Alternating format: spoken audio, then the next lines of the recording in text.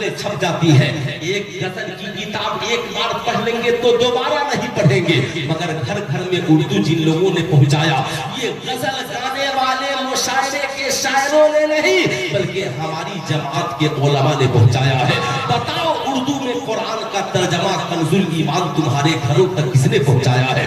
بتاؤ اردو میں اس نماز پڑھنے کا طریقہ سے لے کر پیدائش سے لے کر موت تک اردو میں مسائل کی کتابیں لکھ کر بہار شریعت کی شکل میں فقہ کی اتنی موٹی انسائکلوپیڈیا حضور صدر الشریعہ نے تجھ تک پہنچانے کا کام کیا ہے. بتاؤ قانون شریعت تجھ تک پہنچانے کا کام کس نے کیا ہے؟ ہدایت بخشش کی شکل میں سرکار کی نعت اردو میں لکھ کر تجھ تک پہنچانے کا کام کس نے کیا ہے؟ اردو میں آساس فتح میں لکھ کر فتاوی رضویہ کی شکل میں 32 جلدوں کی موٹی کتاب تم تک پہنچانے کا کام کس نے کیا ہے؟ ایمانداری سے بتاؤ, میں پوچھنا چاہتا ہوں, ہر گھر میں جو آج بیٹیاں اردو میں مسائل کی کتابیں پڑھ رہی ہیں, انہیں لکھنے اور پہنچانے کا کام کس نے کیا ہے؟ آپ کو ماننا پڑے گا ان غزلیہ گانے والے شاعروں نے اردو آپ کے گھر تک پہنچانے کا کام نہیں کیا, انہوں نے غزل گا کر اور موٹا لفافہ لے کر گھر جانے کا کام کیا ہے. کام تو ٹوٹی ہوئی چٹائی پہ بیٹھ کر ہماری جماعت کے یا تو مسجد کے اماموں نے کیا ہے یا مدرسے میں پڑھانے والے مولانا صاحب نے کیا ہے.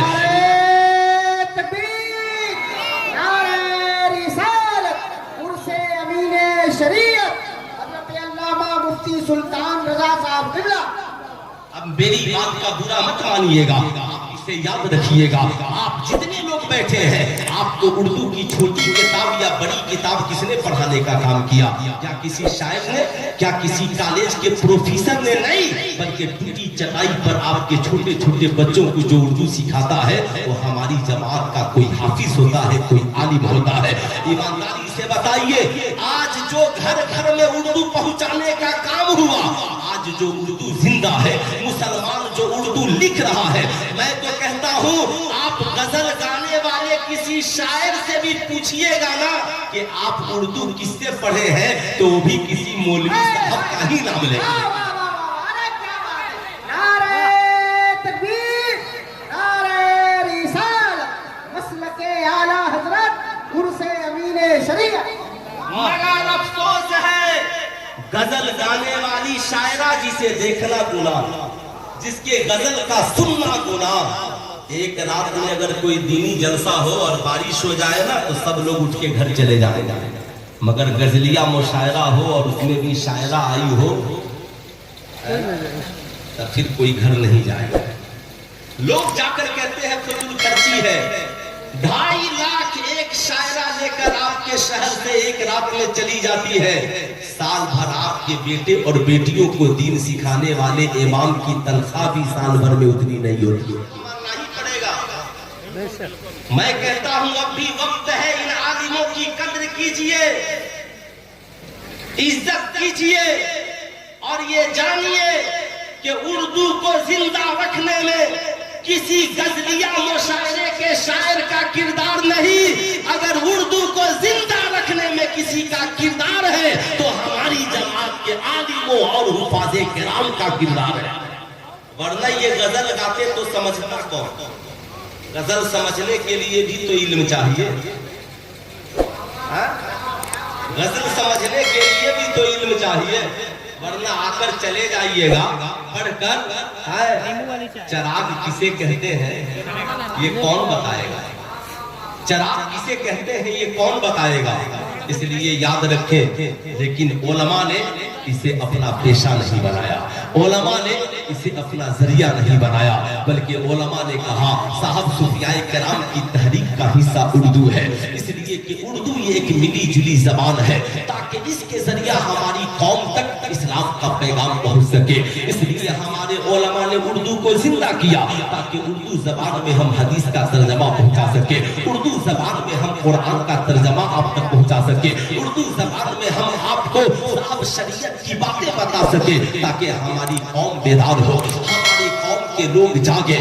یاد رکھیے گا, ہماری جماعت کا ایک عالم ایک مسجد میں کھڑا ہوتا ہے, قوم سے خطاب کرتا ہے, اے لوگوں اللہ ایک ہے, محمد صلی اللہ علیہ وسلم اللہ کے رسول ہے, اسلام میں नमाज की पाबंदी करो, रोजा रखो, अल्लाह ने दौलत दी है तो हज करो, ज़कात दो, समाज में लेके आप समझे कि उस वक्त उनका इल्मी मकाम क्या था और आज उनका इल्मी मकाम क्या है। जिस उस आशिके मुस्तफा ने जमाने को दर्से वफा दिया। हम जिनके उर्स में आए हैं, कहा दौलत एक तरफ, सरवत एक तरफ, हुकूमत एक तरफ, तख्त एक तरफ, ताज एक तरफ, मगर जो रसूलुल्लाह का नहीं होगा, ऐ मुसलमानों जिंदगी में कभी तुम्हारा नहीं, कभी तुम्हारा नहीं होगा।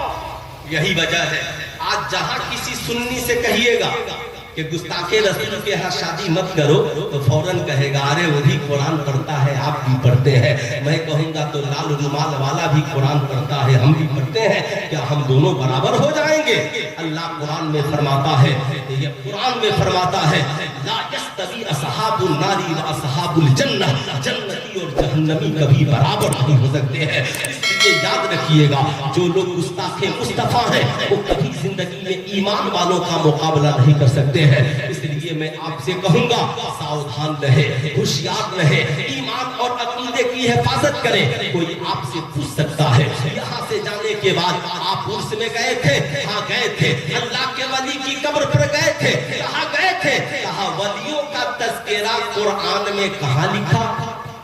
देखिएगा, आम लोग को वरगलाने के लिए लोग पूछ देते हैं। जैसे एक बीवी ने अपने शौहर से कहा, क्या रोजाना कहते हो मेरी माँ की खिदमत करो, बताओ सास की खिदमत कुरान में कहाँ लिखा? रोब जमाना शुरू कर दिया। बेचारा वो भी ठीक ठाक इंसान था, उसने आलिम साहब को फोन किया, कहा हजरत मेरी बीवी धमका रही है और बोल रही है कि पहले बताओ सास की खिदमत कुरान में कहाँ लिखा है। आलिम साहब ने कहा टेंशन मत लो, उससे पूछो कुरान लेकर ही आई है या कुरान पढ़कर भी आई है। अरे घर से औरत कुरान लेकर आती है कि नहीं आती? आती है ना। कुरान लेकर ही आई है या कुरान पढ़कर भी आई है?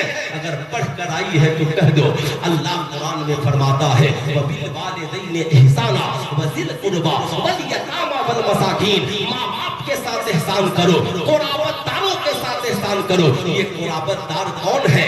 माँ बाप के बाद तुम्हारा भाई है, तुम्हारी बहन है, तुम्हारा शौहर है, तुम्हारी सास है, तुम्हारा ससुर है, तुम्हारे अहिब्बा अक़रबा तुम्हारे कुराबतदार है। इसलिए सिर्फ खिदमत का हुक्म नहीं दिया, बल्कि इस्लाम ने एहसान का हुक्म दिया। इसलिए कल से मत कहना सास की खिदमत कहाँ लिखा है। अब ऐसे ही ये लोग हैं, कहते हैं वली का जिक्र कुरान में कहाँ है। मैं कहता हूँ हाफिज एजाज साहब से भी पूछिएगा, 10 आयत पढ़ के सुना देंगे, है ना। लेकिन आइए मैं आपको वहाँ दिखलाना चाहता हूँ जहाँ आपको देखना चाहिए। आप उससे कहिए वली का जिक्र कहाँ देखना चाहते हो? कुरान में देखना चाहते हो, हदीस में देखना चाहते हो, या नमाज में देखना चाहते हो? नमाज क्या है? अफजलुल इबादत है, नमाज से बढ़कर, है ना। कोई इबादत है नमाज से बढ़कर? नहीं। लेकिन जब जब नमाज पढ़ेंगे तब तब नमाज में तहियात करेंगे। पढ़ते कि नहीं पढ़ते? अरे बोलिए कितने लोग तहियात याद है? रात खाइए तो कितने लोग को तहियात याद है? अब बेचारा इस दौर के नौजवानों से तो मैं उम्मीद नहीं। तो 40 दिन तक उसका असर रहता है। 40 दिन नमाज में मजा नहीं मिलता, रोजा में मजा नहीं मिलता, कुरान की तिलावत में मजा नहीं मिलता। और इस्लाम कहता है हलाल खाओ और अपने बीवी बच्चों को हलाल खिलाओ। इसलिए हराम से बचने वाला बनिए, हलाल कमाइए और अपनी औलादों को हलाल खिलाइए। आज के बाद याद रखें, इसलिए खूबी से जिंदगी में याद रखने की जरूरत है। तो मैं कह रहा था जितने लोग नमाज पढ़ते हैं तहियात तो सब नारे रिसालत, मसलके आला हजरत, आजा का हिंदुस्तान, उर्से अमीने शरीयत। इसलिए अजमेर के दरगाह के राफिजियों कान खोल कर सुन लो, गरीब नवाज की पहचान तुम्हारी वजह से नहीं है। इसलिए आज भी वक्त है, तौबा कर लो, सूरत गरीब नवाज की तरह बनाओ, सीरत गरीब नवाज की तरह बनाओ, नमाजों की पाबंदी करो, हाथ से कड़ा उतार दो, सोने की अंगूठी उतार दो, चेहरे पे नबी की सुन्नत सजा लो, इतना बावफा बन जाओ, जमाना जब तुझे देखे तो कहे खादिम इतना अच्छा है, तो अजमेर में सोने वाला मखदूम कितना अच्छा होगा।